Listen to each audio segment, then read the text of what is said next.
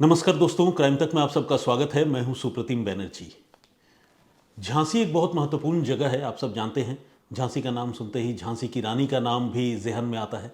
और इसी झांसी ज़िले में एक जगह पड़ती है जिसका नाम है बबीना।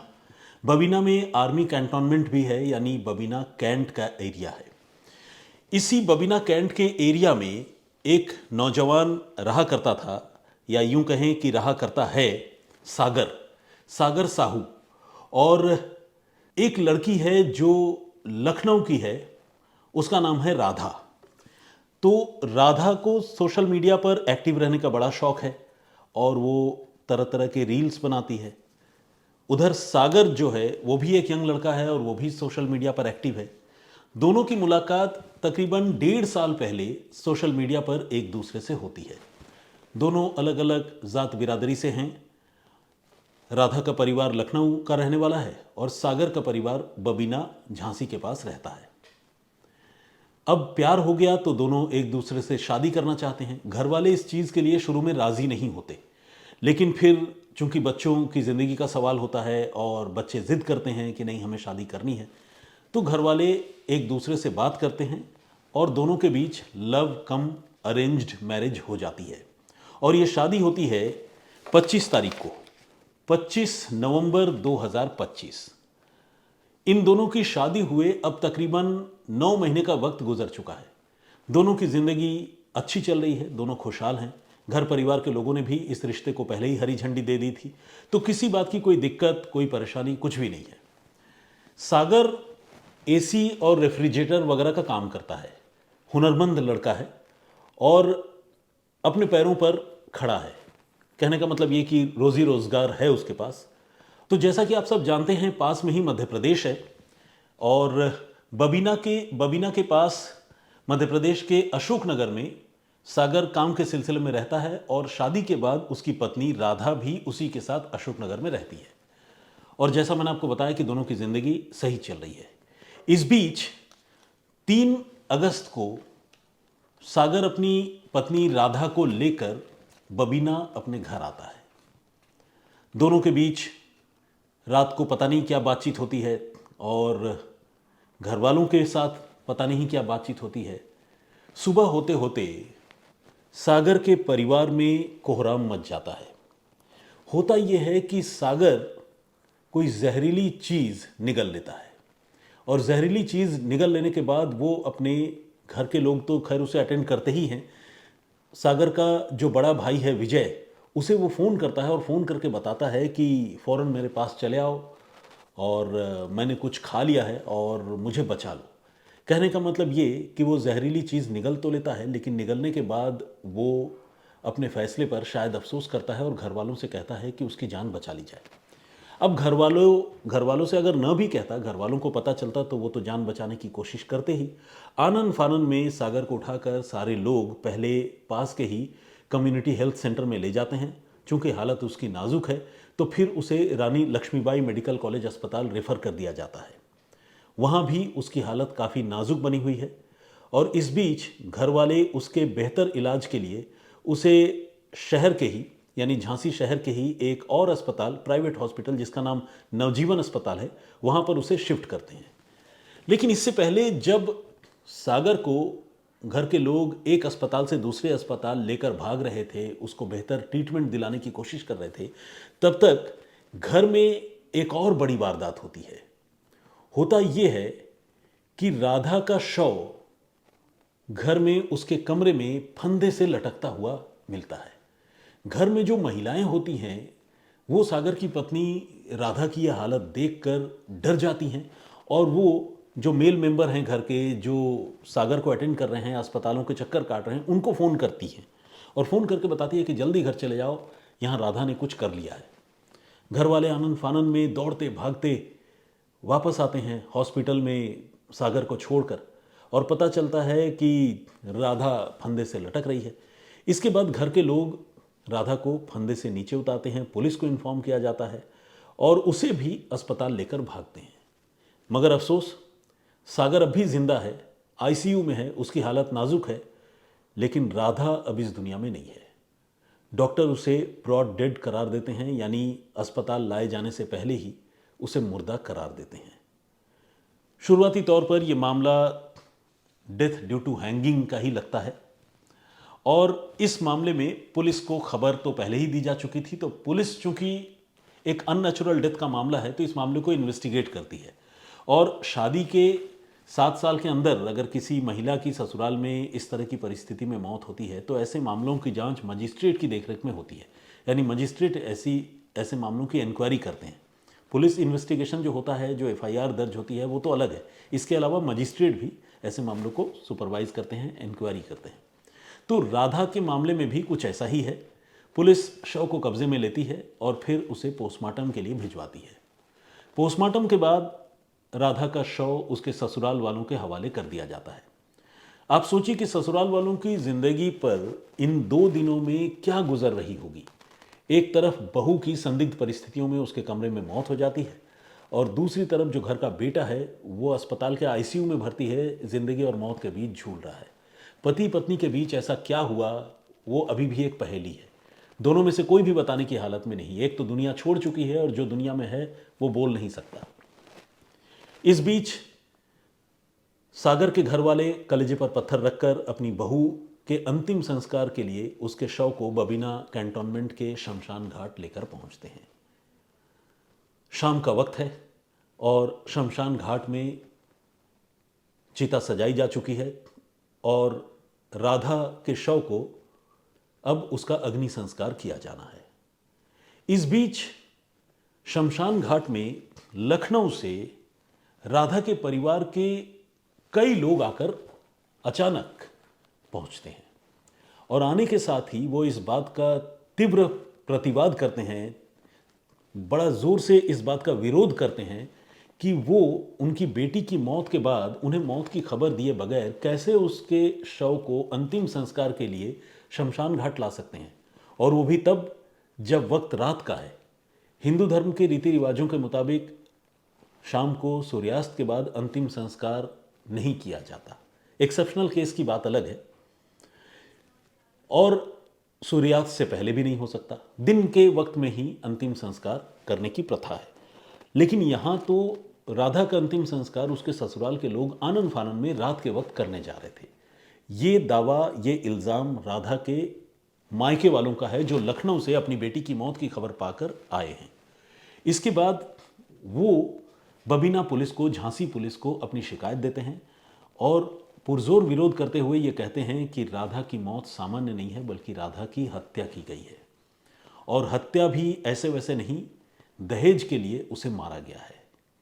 अब एक ऐसी शादी जो 9 महीने पहले हुई हो और जिसमें लड़का लड़की दोनों ने अपनी मर्जी से घर वालों को भरोसे में लेकर शादी की हो, उस मामले में दहेज का कनेक्शन या दहेज का एलिमेंट कैसे आ गया?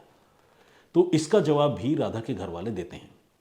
राधा के मामा ये बताते हैं कि कुछ समय पहले राधा का भाई लखनऊ से बबीना आया था और अपनी बहन को लेकर लखनऊ जाना चाहता था, लेकिन सागर और उसके घर के लोगों ने उनकी बहन को, राधा को, उसके साथ जाने नहीं दिया और ये कहा कि तुम्हारी बहन को तभी उसके मायके भेजेंगे जब तुम हमारे लिए 10 लाख रुपए का इंतज़ाम करोगे।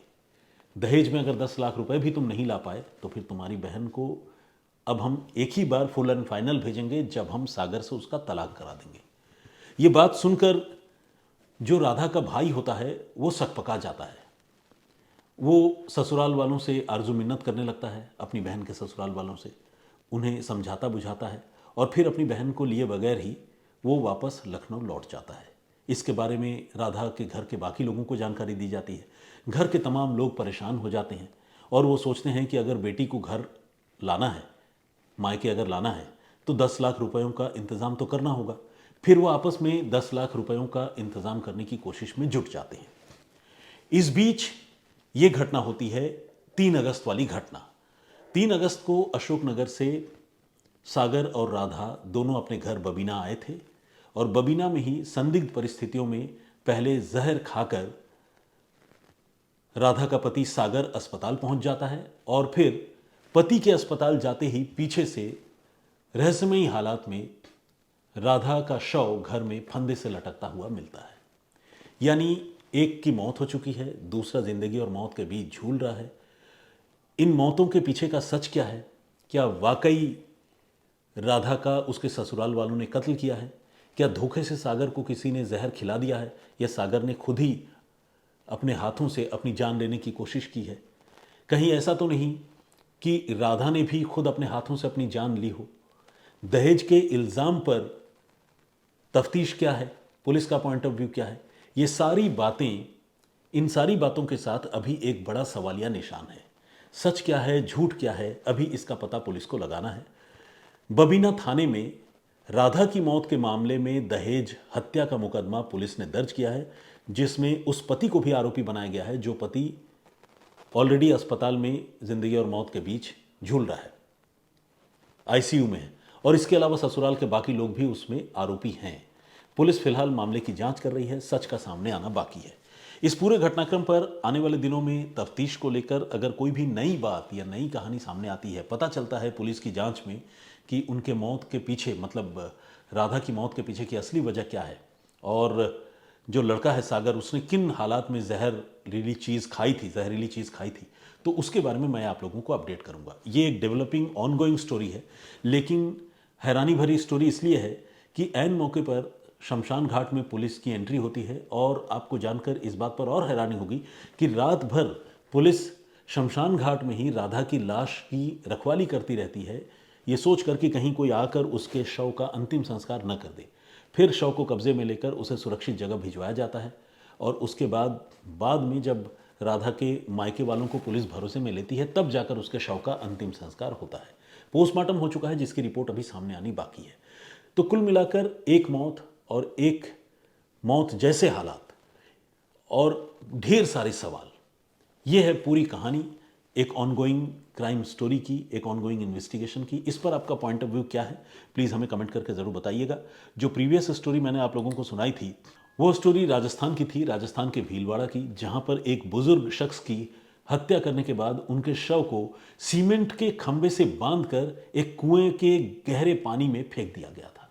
हफ्ते भर बाद वो लाश बाहर आई और अपनी मौत की वजह बता गई। इसके बाद पुलिस ने मामले की जब तफ्तीश की तो बहुत ही चौंकाने वाला खुलासा हुआ। क्या थी वो कहानी? अगर आप देखना, सुनना, जानना चाहते हैं तो क्राइम तक के प्लेलिस्ट में सुप्रतिम से सुनिए में आप उस कहानी को सुन सकते हैं। उस कहानी पर बहुत सारे लोगों ने कमेंट किया है, अपनी राय रखी है। आइए कुछ लोगों के नाम और कमेंट्स पढ़ते हैं, और अगर कुछ सवाल होंगे तो उनका जवाब देने की कोशिश करते हैं। नमस्कार सुप्रतिम भाई, अमित लिखते हैं, और इनका कहना है कि आज के ज़माने में सबसे कमज़ोर रिश्ता है तो वो है किसी पर विश्वास करना। उनके कहने का मतलब यह है कि आज के ज़माने में किसी भी आदमी को किसी पर आसानी से भरोसा नहीं करना चाहिए।